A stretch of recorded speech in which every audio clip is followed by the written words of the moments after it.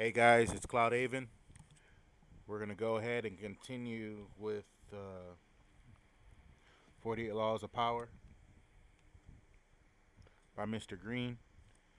So sit back and let's get it going. I think we're on 3, but I don't know how far I'll go. So let's get it.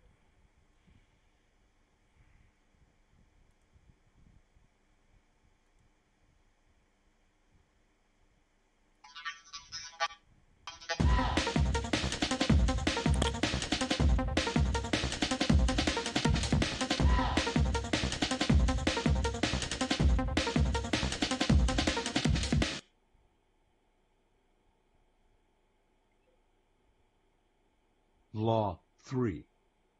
Conceal your intentions. Judgment. Keep people off balance and in the dark by never revealing the purpose behind your actions. If they have no clue what you are up to, they cannot prepare a defense. Guide them far enough down the wrong path, envelop them in enough smoke, and by the time they realize your intentions, it will be too late. Part 1. Use decoyed objects of desire and red herrings to throw people off the scent. If at any point in the deception you practice, people have the slightest suspicion as to your intentions, all is lost. Do not give them the chance to sense what you are up to. Throw them off the scent by dragging red herrings across the path. Use false sincerity. Send ambiguous signals. Set up misleading objects of desire. Unable to distinguish the genuine from the false, they cannot pick out your real goal. Observance of the law. In 1850, the young Otto von Bismarck, then a 35-year-old deputy in the Prussian parliament, was at a turning point in his career.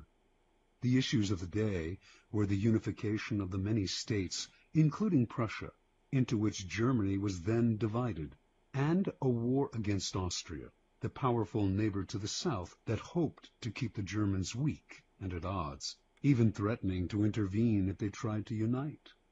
Prince William, next in line to be Prussia's king, was in favor of going to war, and the Parliament rallied to the cause, prepared to back any mobilization of troops. The only ones to oppose war were the present king, Frederick William IV, and his ministers, who preferred to appease the powerful Austrians. Throughout his career, Bismarck had been a loyal, even passionate supporter of Prussian might and power.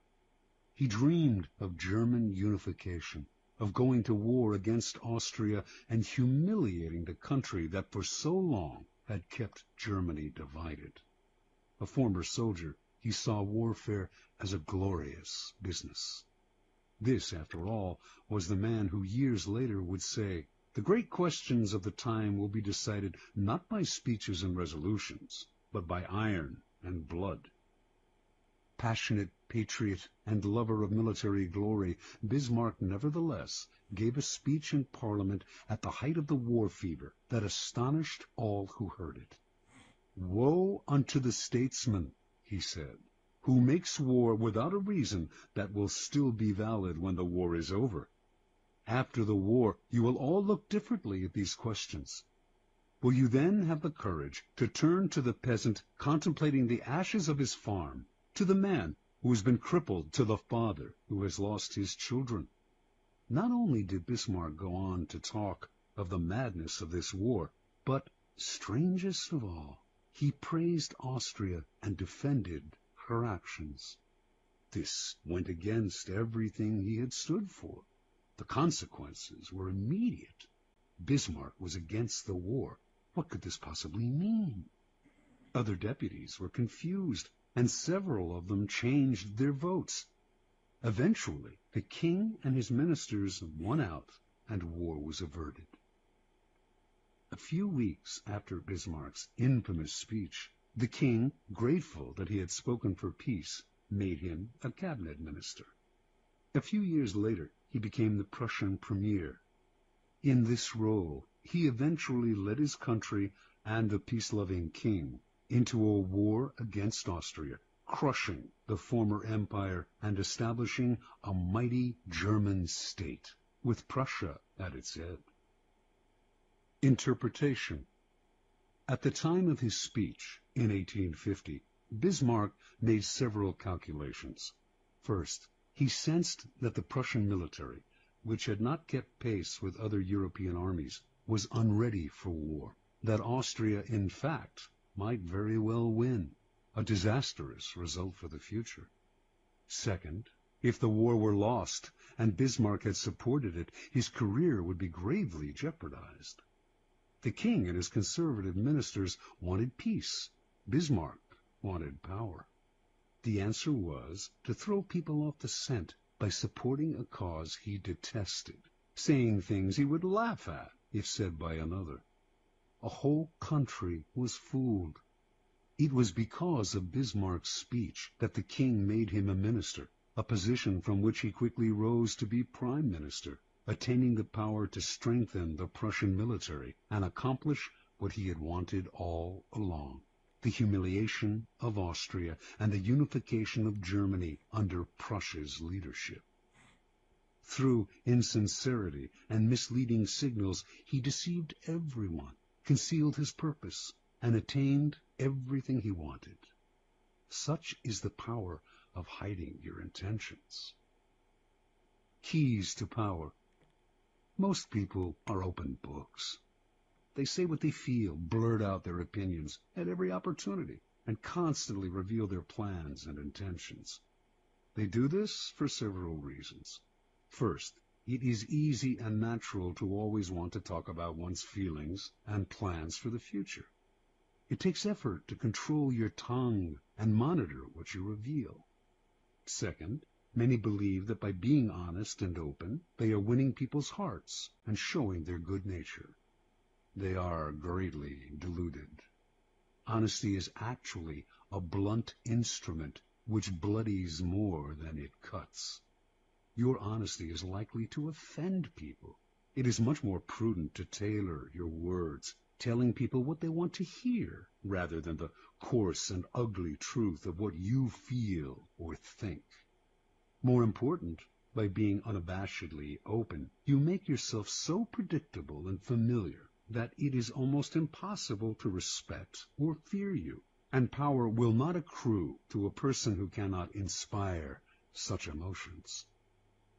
If you yearn for power, quickly lay honesty aside and train yourself in the art of concealing your intentions. Master the art, and you will always have the upper hand. Basic to an ability to conceal one's intentions is a simple truth about human nature. Our first instinct is to always trust appearances. We cannot go around doubting the reality of what we see and hear. Constantly imagining that appearances concealed something else would exhaust and terrify us. This fact makes it relatively easy to conceal one's intentions. Simply dangle an object you seem to desire, a goal you seem to aim for, in front of people's eyes, and they will take the appearance for reality. Once their eyes focus on the decoy, they will fail to notice what you are really up to. You can use this tactic in the following manner. Hide your intentions not by closing up, with the risk of appearing secretive and making people suspicious, but by talking endlessly about your desires and goals, just not your real ones. You will kill 3 birds with 1 stone. You appear friendly, open, and trusting. You conceal your intentions, and you send your rivals on time-consuming goose chases. Another powerful tool in throwing people off the scent is false sincerity. People easily mistake sincerity for honesty. Remember, their first instinct is to trust appearances, and since they value honesty and want to believe in the honesty of those around them, they will rarely doubt you or see through your act. Seeming to believe what you say gives your words great weight. To make your false sincerity an effective weapon in concealing your intentions, Espouse a belief in honesty and forthrightness as important social values. Do this as publicly as possible. Emphasize your position on this subject by occasionally divulging some heartfelt thought, though only one that is actually meaningless or irrelevant, of course. Napoleon's minister Talleyrand was a master at taking people into his confidence by revealing some apparent secret. This feigned confidence, a decoy, would then elicit a real confidence on the other person's part. Remember, the best deceivers do everything they can to cloak their roguish qualities. They cultivate an air of honesty in one area to disguise their dishonesty in others. Honesty is merely another decoy in their arsenal of weapons. Part 2. Use smoke screens to disguise your actions. Deception is always the best strategy, but the best deceptions require a screen of smoke to distract people's attention from your real purpose. The bland exterior, like the unreadable poker face, is often the perfect smoke screen, hiding your intentions behind the comfortable and familiar. If you lead the sucker down a familiar path, he won't catch on when you lead him into a trap. Observance of the law. In 1910, a Mr. Sam Giesel of Chicago sold his warehouse business for close to $1 million. He settled down to semi-retirement and the managing of his many properties, but deep inside he itched for the old days of deal-making. One day, a young man named Joseph Weil visited his office, wanting to buy an apartment he had up for sale. Giesel explained the terms. The price was $8,000, but he only required a down payment of $2,000. Weil said he would sleep on it, but he came back the following day and offered to pay the full $8,000 in cash if Giesel could wait a couple of days until a deal Weil was working on came through. Even in semi-retirement, a clever businessman like Giesel was curious as to how Weil would be able to come up with so much cash, roughly $150,000 today, so quickly. Weil seemed reluctant to say and quickly changed the subject, but Giesel was persistent. Finally, after assurances of confidentiality, Weil told Giesel the following story. Weil's uncle was the secretary to a coterie of multimillionaire financiers. These wealthy gentlemen had purchased a hunting lodge in Michigan 10 years ago at a cheap price.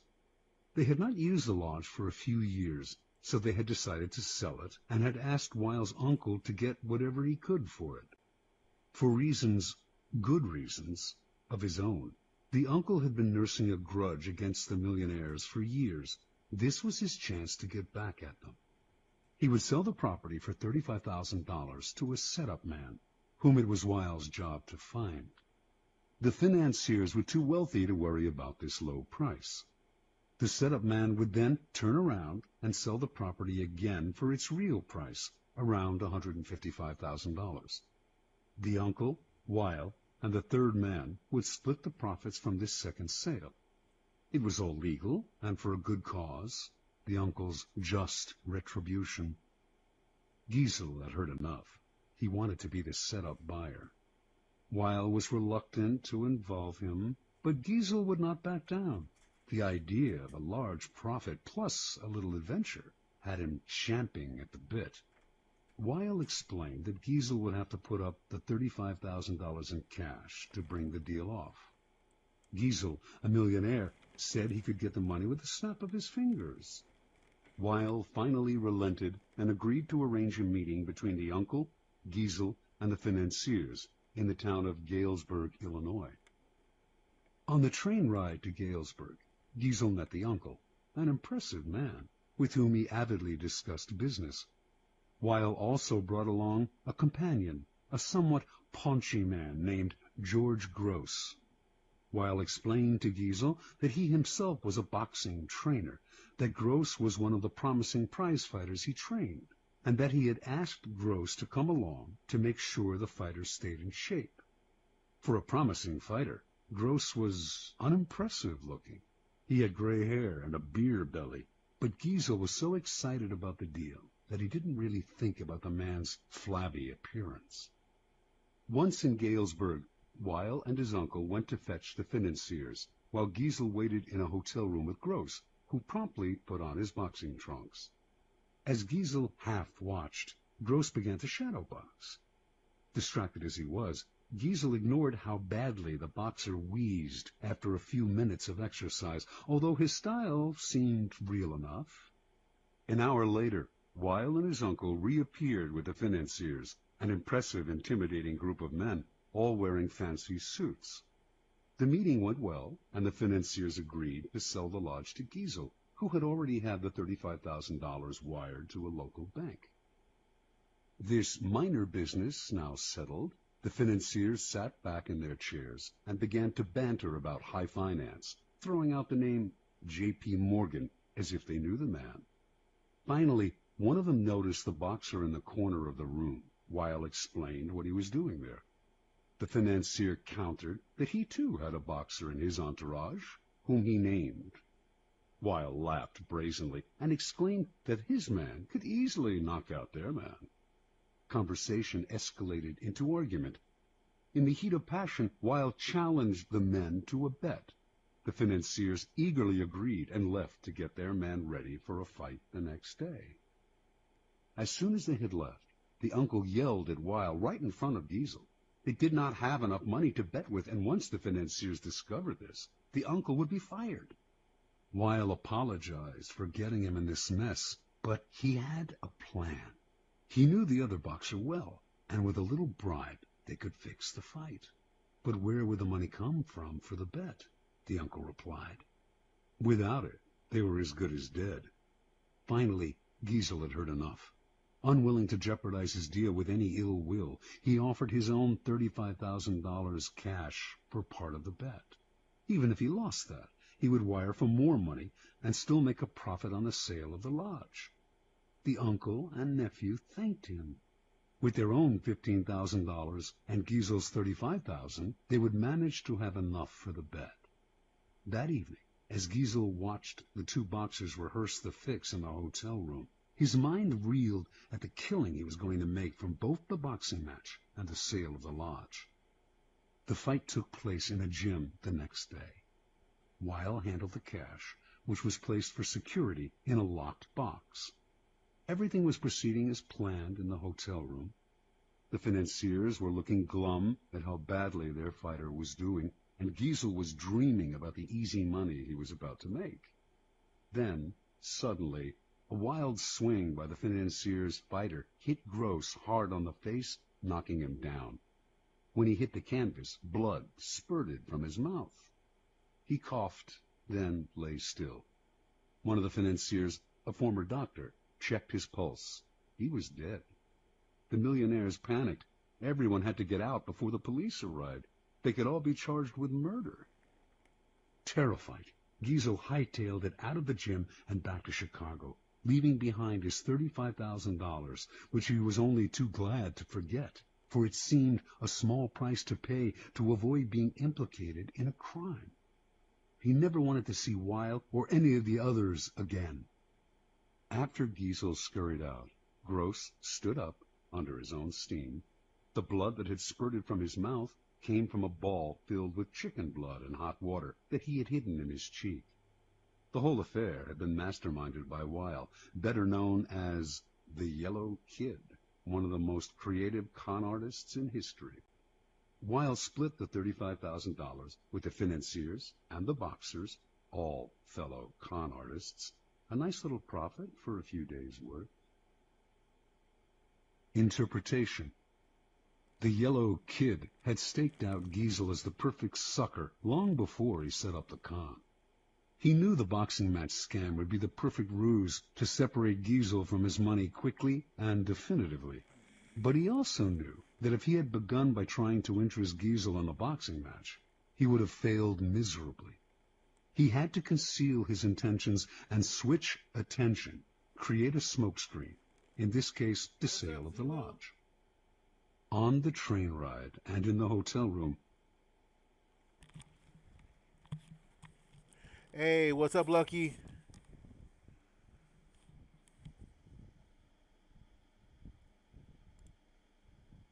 Can you hear me?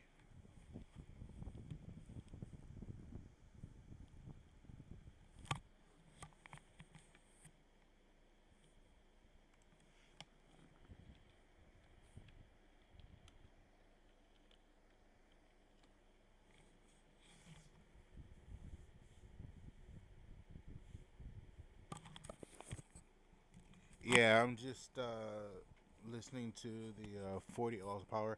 I've read the book um, when I was like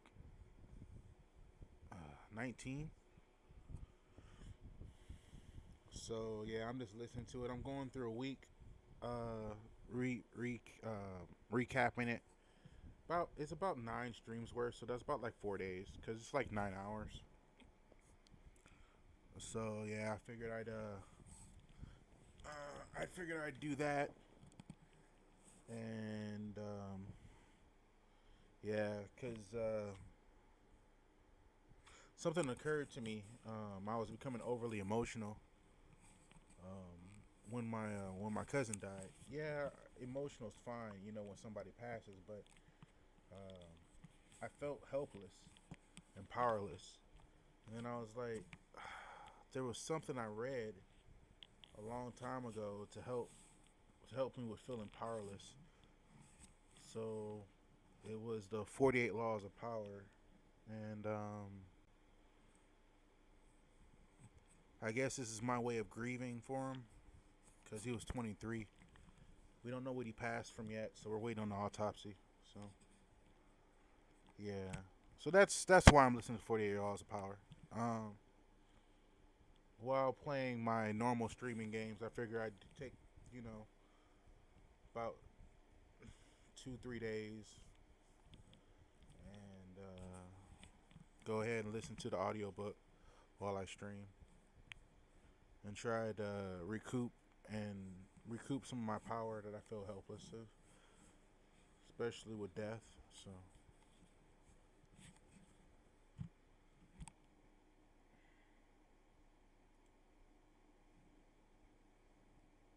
yeah, man, thanks. But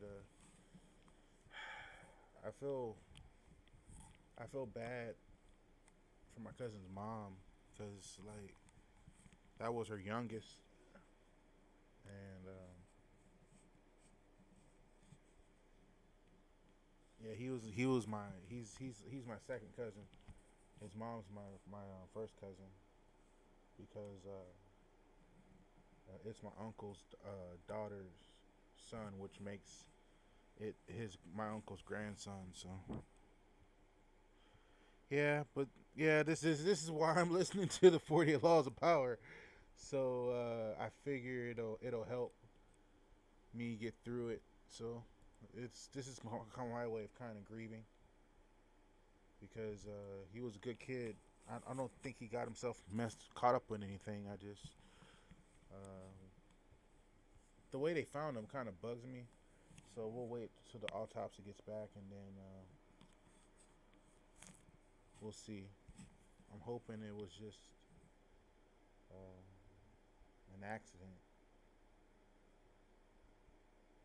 Well, that was unpreventable, right? Because it'd make me feel bad if it was an accident that was preventable. So, but I had nothing to do with it. I mean, he was living in his apartment with his girlfriend, apparently. So, and one of their roommates found them. So yeah, but that's that. So if you got any questions or anything, or you need some help, or you want to chat, just let me know, and I'll pause. I'll pause it again.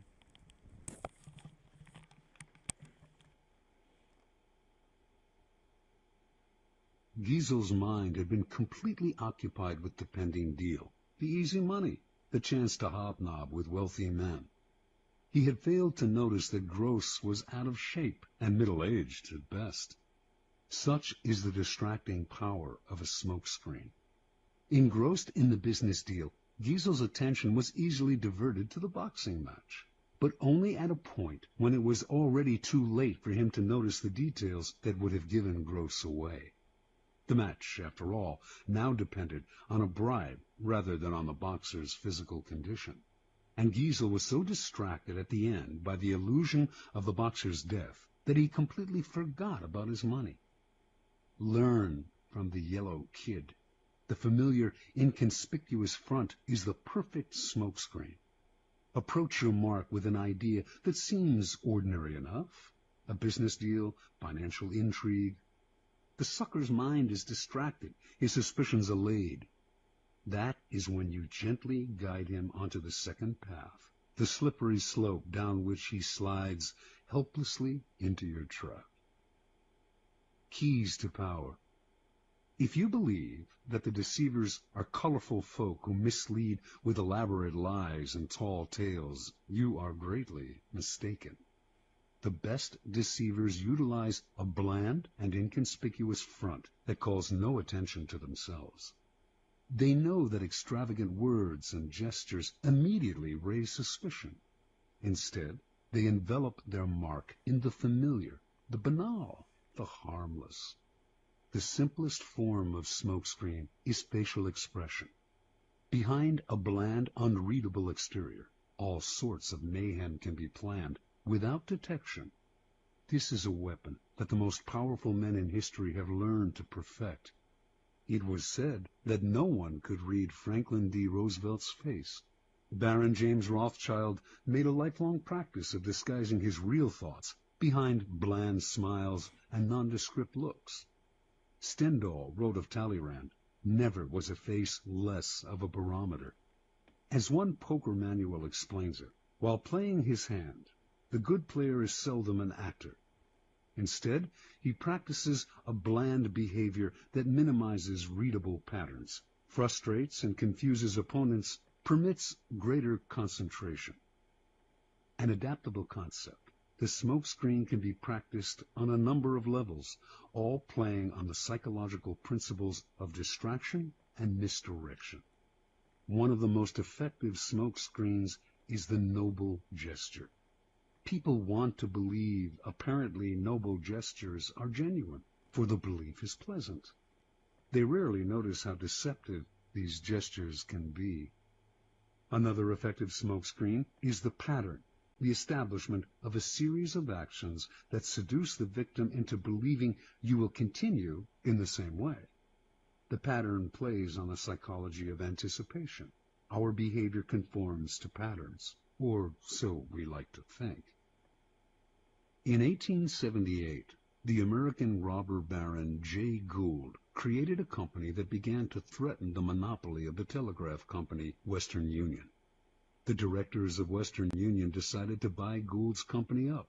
They had to spend a hefty sum, but they figured they had managed to rid themselves of an irritating competitor.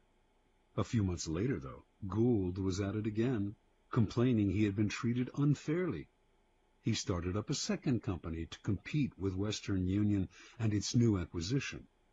The same thing happened again. Western Union bought him out to shut him up. Soon the pattern began for the third time, but now Gould went for the jugular. He suddenly staged a bloody takeover struggle and managed to gain complete control of Western Union. He had established a pattern that had tricked the company's directors into thinking his goal was to be bought out at a handsome rate. Once they paid him off, they relaxed and failed to notice that he was actually playing for higher stakes. The pattern is powerful in that it deceives the other person into expecting the opposite of what you are really doing.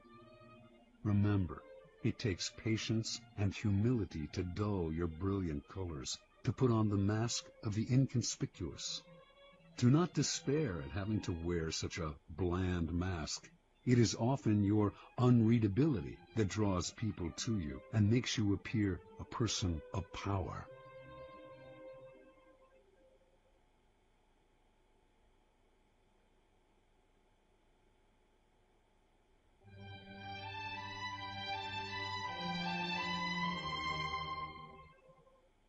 Law 4. Always say less than necessary. Judgment.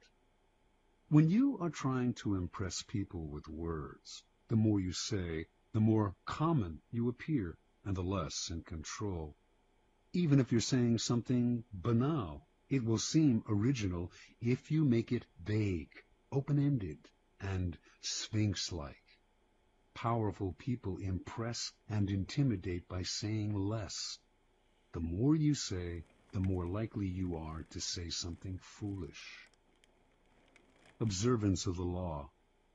In the court of Louis XIV, nobles and ministers would spend days and nights debating issues of state. They would confer, argue, make and break alliances, and argue again, until finally the critical moment arrived. Two of them would be chosen to represent the different sides to Louis himself, who would decide what should be done. After these persons were chosen, everyone would argue some more. How should the issues be phrased? What would appeal to Louis? What would annoy him? At what time of day should the representatives approach him, and in what part of the Versailles Palace? What expression should they have on their faces? Finally, after all this was settled, the fateful moment would finally arrive. The two men would approach Louis, always a delicate matter, and when they finally had his ear, they would talk about the issue at hand, spelling out the options in detail.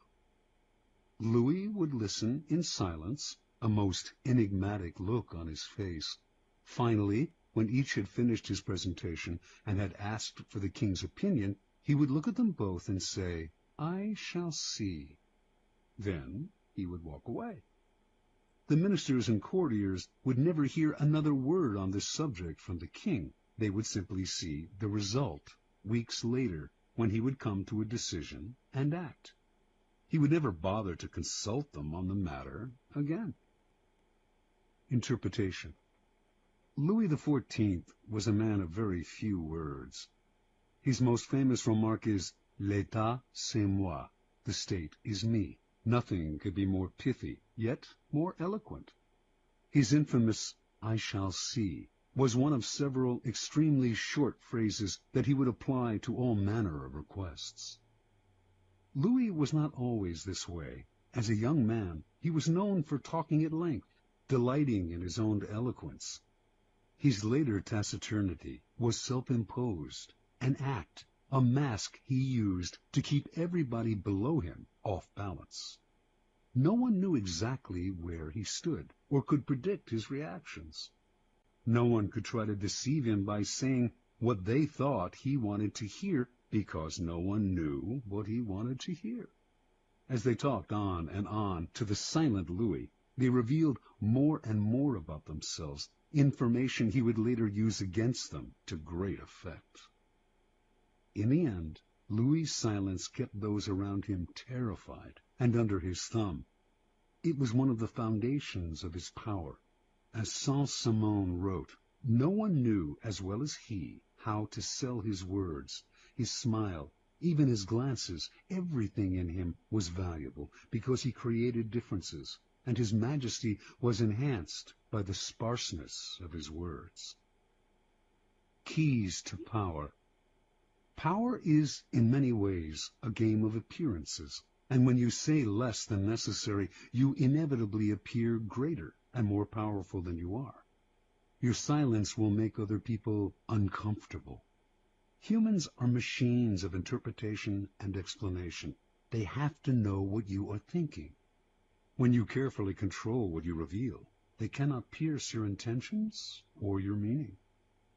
Your short answers and silences will put them on the defensive, and they will jump in, nervously filling the silence with all kinds of comments that will reveal valuable information about them and their weaknesses. They will leave a meeting with you feeling as if they had been robbed, and they will go home and ponder your every word. This extra attention to your brief comments will only add to your power. Law 5. So much depends on reputation. Guard it with your life. Judgment. Reputation is the cornerstone of power. Through reputation alone, you can intimidate and win. Once it slips, however, you are vulnerable and will be attacked on all sides. Make your reputation unassailable. Always be alert to potential attacks and thwart them before they happen. Meanwhile, learn to destroy your enemies by opening holes in their own reputations. Then stand aside and let public opinion hang them. Observance of the law. During China's War of the Three Kingdoms, AD 207 to 65, the great general Zhuge Liang, leading the forces of the Shu kingdom, dispatched his vast army to a distant camp while he rested in a small town with a handful of soldiers. Suddenly, sentinels hurried in with the alarming news that an enemy force of over 150,000 troops under Sima Yi was approaching. With only 100 men to defend him, Zhuge Liang's situation was hopeless. The enemy would finally capture this renowned leader. Without lamenting his fate or wasting time trying to figure out how he had been caught, Liang ordered his troops to take down their flags, throw open the city gates, and hide. He himself then took a seat on the most visible part of the city's wall, wearing a Taoist robe. He lit some incense, strummed his lute, and began to chant. Minutes later, he could see the vast enemy army approaching, an endless phalanx of soldiers. Pretending not to notice them, he continued to sing and play the lute. Soon the army stood at the town gates. At its head was Sima Yi, who instantly recognized the man on the wall. Even so, as his soldiers itched to enter the unguarded town through its open gates, Sima Yi hesitated, held them back, and studied Liang on the wall. Then he ordered an immediate and speedy retreat. Interpretation. Zhuge Liang was commonly known as the Sleeping Dragon. His exploits in the War of the Three Kingdoms were legendary. Once a man claiming to be a disaffected enemy lieutenant came to his camp offering help and information. Liang instantly recognized the situation as a setup. This man was a false deserter and should be beheaded. At the last minute, though, as the axe was about to fall, Liang stopped the execution and offered to spare the man's life if he agreed to become a double agent. Grateful and terrified, the man agreed and began supplying false information to the enemy. Liang won battle after battle. The Sleeping Dragon carefully cultivated his reputation of being the cleverest man in China, one who always had a trick up his sleeve. As powerful as any weapon, this reputation struck fear into his enemy. Sima Yi had fought against Zhuge Liang dozens of times and knew him well. When he came on the empty city, with Liang praying on the wall, he was stunned. The Taoist robes, the chanting, the incense, this had to be a game of intimidation. The man was obviously taunting him, daring him to walk into a trap. The game was so obvious that for one moment it crossed Yi's mind that Liang actually was alone and desperate. But so great was his fear of Liang that he dared not risk finding out. Such is the power of reputation. It can put a vast army on the defensive, even force them into retreat without a single arrow being fired. Keys to power. The people around us, even our closest friends, will always, to some extent, remain mysterious and unfathomable. Their characters have secret recesses that they never reveal. The unknowableness of other people could prove disturbing if we thought about it long enough, since it would make it impossible for us really to judge other people. So, we prefer to ignore this fact, and to judge people on their appearances, on what is most visible to our eyes: clothes, gestures, words, actions. In the social realm, appearances are the barometer of almost all of our judgments. and you must never be misled into believing otherwise. One false slip, one awkward or sudden change in your appearance can prove disastrous. This is the reason for the supreme importance of making and maintaining a reputation that is of your own creation. That reputation will protect you in the dangerous game of appearances, distracting the probing eyes of others from knowing what you are really like, and giving you a degree of control over how the world judges you, a powerful position to be in. Reputation has a power like magic. With one stroke of its wand, it can double your strength. It can also send people scurrying away from you.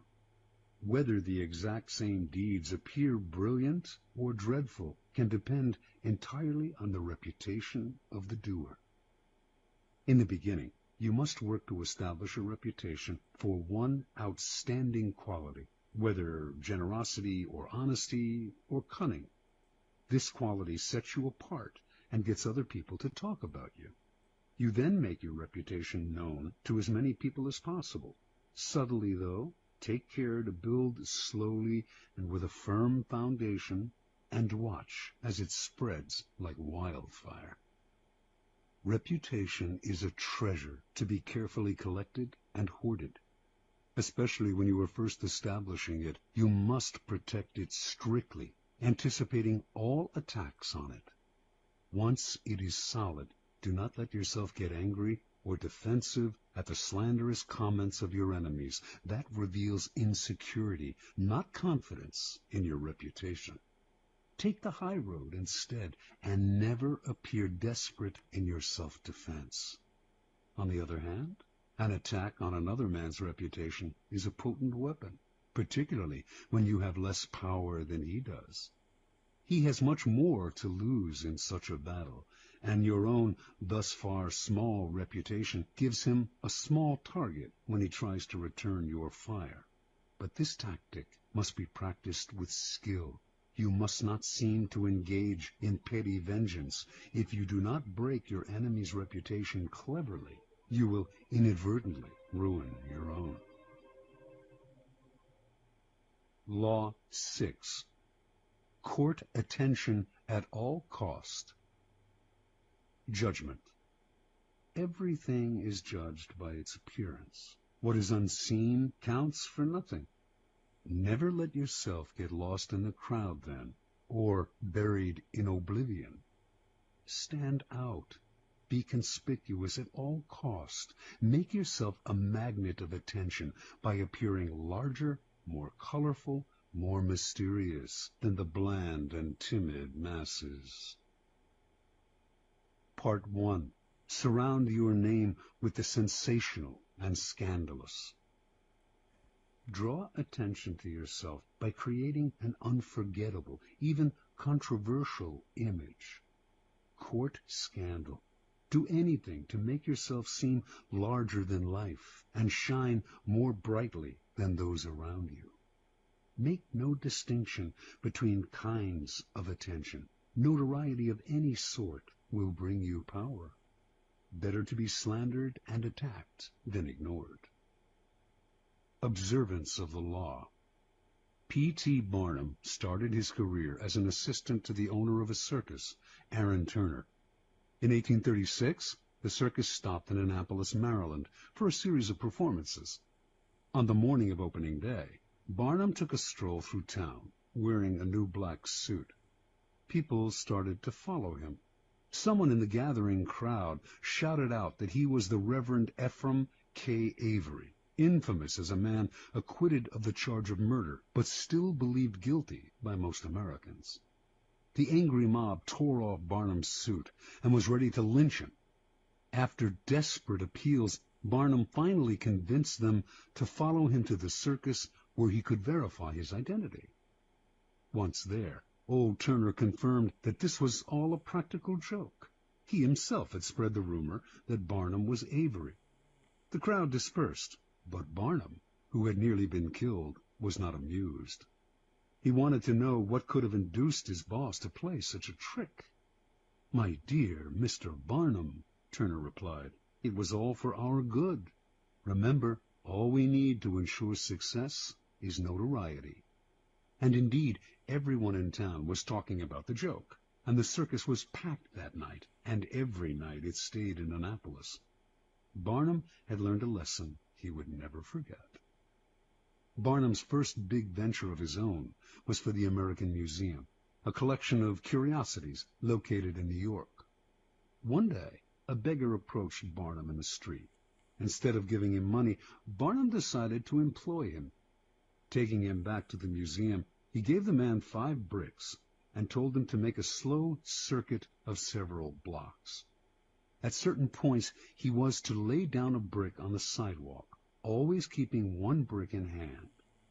On the return journey, he was to replace each brick on the street with the one he held. Meanwhile, he was to remain serious of countenance and to answer no questions. Once back at the museum, he was to enter, walk around inside, then leave through the back door and make the same bricklaying circuit again. On the man's first walk through the streets, several hundred people watched his mysterious movements. By his 4th circuit, onlookers swarmed around him, debating what he was doing. Every time he entered the museum, he was followed by people who bought tickets to keep watching him. Many of them were distracted by the museum's collections and stayed inside. By the end of the first day, the brick man had drawn over 1,000 people into the museum. A few days later, the police ordered him to cease and desist from his walks. The crowds were blocking traffic. The bricklaying stopped, but thousands of New Yorkers had entered the museum, and many of those had become P.T. Barnum converts. Barnum would put a band of musicians on a balcony overlooking the street, beneath a huge banner proclaiming "Free music for the millions." What generosity, New Yorkers thought, and they flocked to hear the free concerts.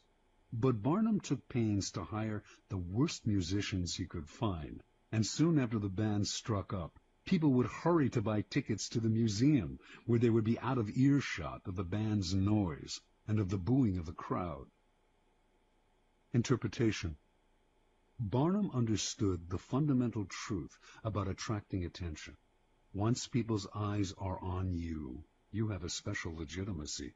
For Barnum, creating interest meant creating a crowd. As he later wrote, every crowd has a silver lining.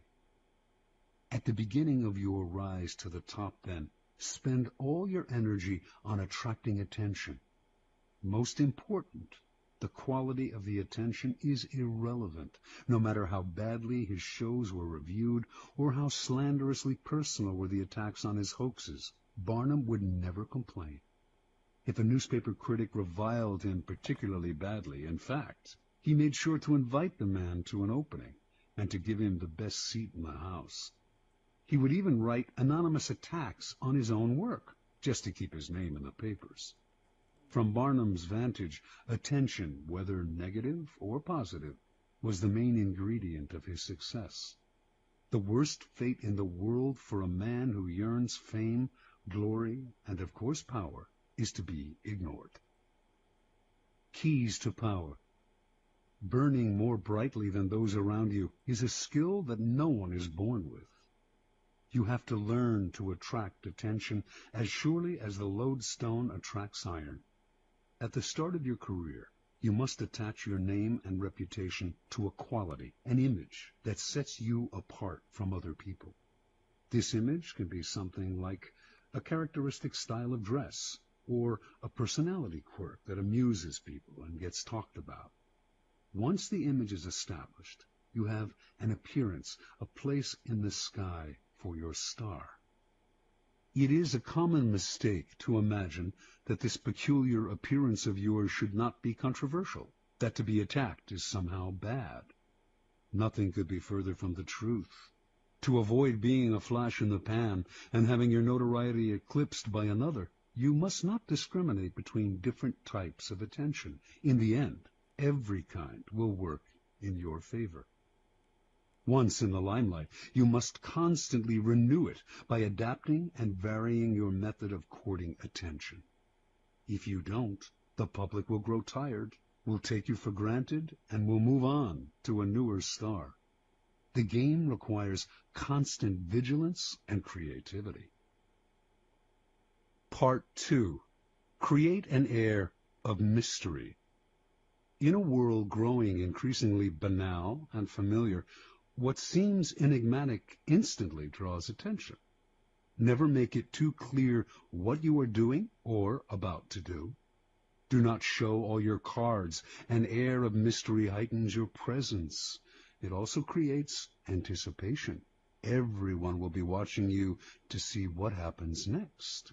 Use mystery to beguile, seduce, even frighten. Observance of the law. Beginning in 1905, rumors started to spread throughout Paris of a young Oriental girl who danced in a private home, wrapped in veils that she gradually discarded. A local journalist who had seen her dancing reported that a woman from the Far East had come to Europe laden with perfume and jewels to introduce some of the richness of the Oriental color and life into the satiated society of European cities. Soon everyone knew the dancer's name, Mata Hari. Early that year, in the winter, small and select audiences would gather in a salon filled with Indian statues and other relics, while an orchestra played music inspired by Hindu and Javanese melodies. After keeping the audience waiting and wondering, Mata Hari would suddenly appear in a startling costume, a white cotton brassiere covered with Indian-type jewels, jeweled bands at the waist supporting a sarong that revealed as much as it concealed, bracelets up the arms. Then Mata Hari would dance in a style no one in France had seen before, her whole body swaying as if she were in a trance. She told her excited and curious audience that her dances told stories from Indian mythology and Javanese folk tales. Soon, the cream of Paris, ambassadors from far-off lands, were competing for invitations to the salon, where it was rumored that Mata Hari was actually performing sacred dances in the nude. The public wanted to know more about her. She told journalists that she was actually Dutch in origin, but had grown up on the island of Java. She would also talk about time spent in India, how she had learned sacred Hindu dances there, and how Indian women can shoot straight, ride horseback, and are capable of doing logarithms and talk philosophy. By the summer of 1905, although few Parisians had actually seen Mata Hari dance, her name was on everyone's lips. As Mata Hari gave more interviews, the story of her origins kept changing. She had grown up in India. Her grandmother was the daughter of a Javanese princess. She had lived on the island of Sumatra, where she had spent her time horseback riding, gun in hand, and risking her life. No one knew anything certain about her, but journalists did not mind these changes in her biography. They compared her to an Indian goddess, a creature from the pages of Baudelaire. Whatever their imagination wanted to see in this mysterious woman from the East. In August of 1905, Mata Hari performed for the first time in public. Crowds thronging to see her on opening night caused a riot. She had now become a cult figure, spawning many imitations. One reviewer wrote, "Mata Hari personifies all the poetry of India, its mysticism, its voluptuousness, its hypnotizing charm." Another noted, "If India possesses such unexpected treasures, then all Frenchmen will emigrate to the shores of the Ganges." Soon, the fame of Mata Hari and her sacred Indian dances spread beyond Paris. She was invited to Berlin, Vienna, Milan. Over the next few years, she performed throughout Europe, mixed with the highest social circles, and earned an income that gave her an independence rarely enjoyed by a woman of the period. Then, near the end of World War I, she was arrested in France, tried, convicted, and finally executed as a German spy. Only during the trial did the truth come out. Mata Hari was not from Java or India, had not grown up in the Orient, did not have a drop of Eastern blood in her body. Her real name was Margaretha Zell, and she came from the stolid northern province of Friesland, Holland. Interpretation. When Margaretha Zell arrived in Paris in 1904, she had half a franc in her pocket. She was one of the thousands of beautiful young girls who flocked to Paris every year, taking work as artists' models, nightclub dancers, or vaudeville performers at the Folies Bergère. After a few years, they would inevitably be replaced by younger girls, and would often end up on the streets, turning to prostitution, or else returning to the town they came from, older and chastened. Zell had higher ambitions.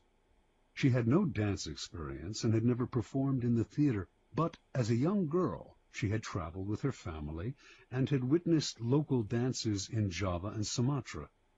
Zell clearly understood that what was important in her act was not the dance itself, or even her face or figure, but her ability to create an air of mystery about herself.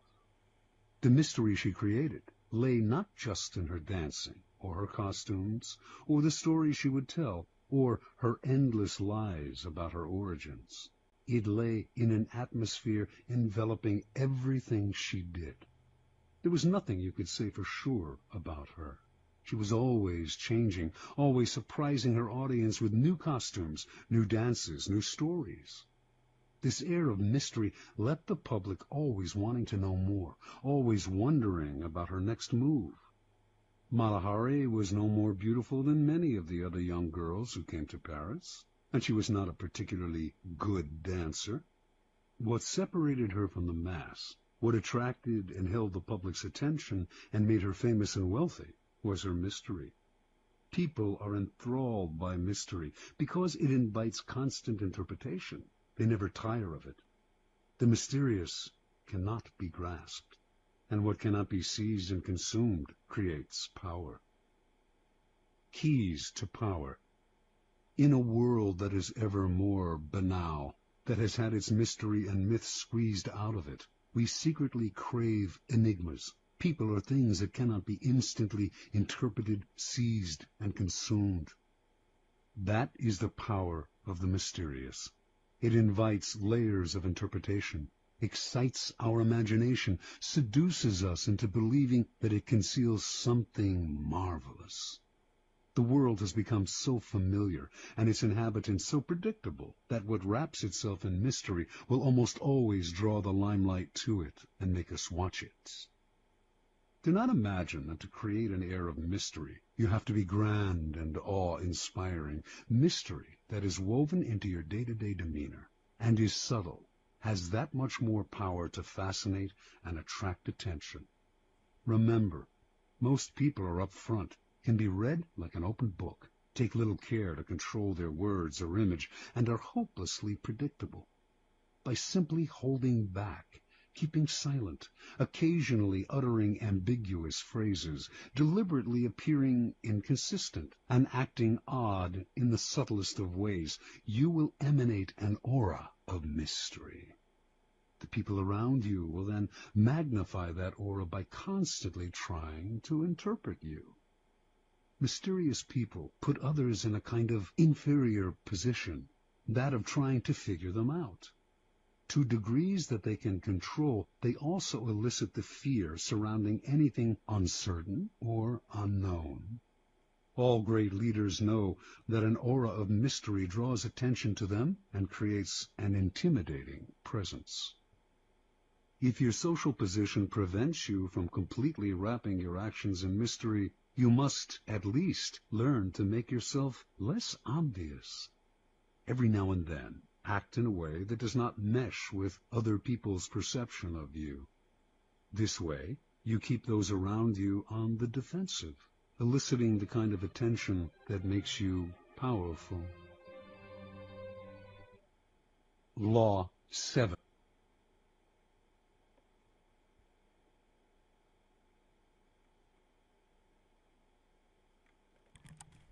Okay, guys. That's it. For this stream. We'll continue with the next stream. With the 48 laws of power. On the law 7. And All right, y'all. Peace.